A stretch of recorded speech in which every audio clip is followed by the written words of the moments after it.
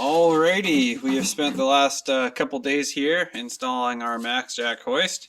That's why we haven't really posted much content for a little bit over a week now.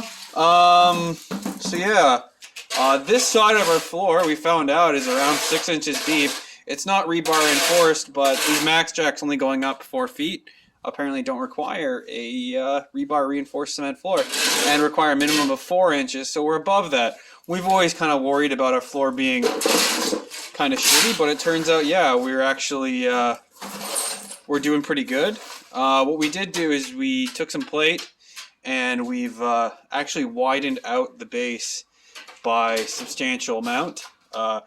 These are just kind of hammer in half-inch thread, 5/8 hole anchor points. They definitely don't have the strength of those guys, because this is what they are. They just kind of look like a little shell and they open up, but this is just to give us an extra support on the floor so that it can't really rock too much for left or right or front and back. And then we're going to brace this plate off onto our pole, which we found out is over 6 inches deep into the cement, and then we're going to also brace it off the top from there to there, further stabilizing it, and this will give it a bigger footprint so it can't break the cement. This side, sadly, we found out, it's hard to see, but you can see this kind of difference here, between here. This used to be some sort of trough or drain or something. We're thinking maybe cows or whatever.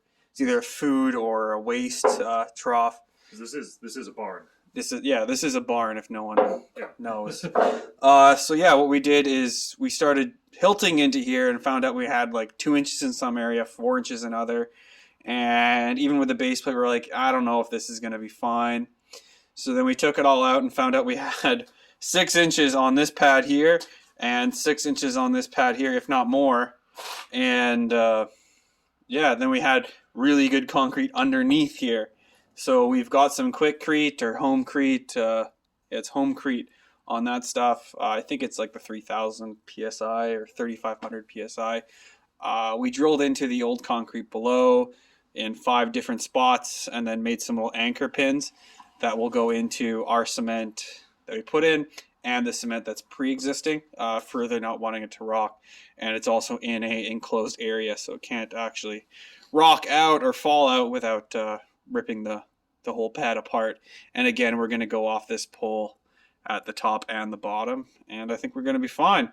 Sadly, this stuff takes 23 days to get to its pure, or 28 or 23 days to get to full strength. Granted, we can install in the meantime, but it's going to be a month till we can actually put a car on this. And in these conditions, we might even want to push it past that, because it is getting to be about 12 degrees, 15 degrees during the day, and even colder at night, getting close to 0. We're talking Celsius, not Fahrenheit, but yeah. And this building also is incredibly fucking damp in here, to the point that probably our half bag of cement that we used is probably going to harden if we don't close it off. But yeah, that little section there was about 6.5 bags, or no, 5.5 bags of the crete, and hopefully it's going to be fine. So yeah, it's not the perfect pour because we're not concrete people, but it's good enough for us. We're hoping. We'll find out next week. And yeah, I will see you guys later.